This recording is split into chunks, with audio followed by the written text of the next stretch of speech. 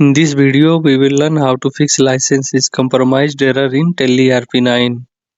To fix this error, first open Tele ERP9. You will see that Tele opens in educational mode with message in red that license is compromised.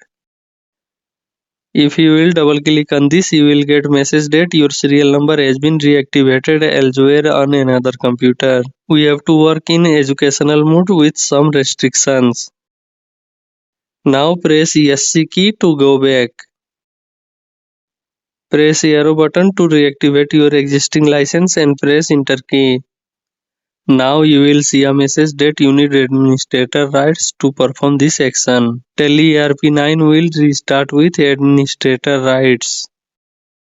Click on yes to start Tele ERP9 with administrator rights. Now you will be on reactivating your existing license window in Tele ERP9. Your email will be auto-filled. Type your tele.net password.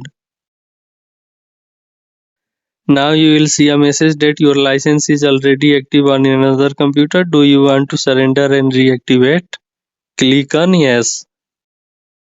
Now you will get a message that your license is reactivated. You will be logged out from another computer if you have logged in. Now press enter key. Now we can see license details with expiry date. Double click on it to see complete details of your license.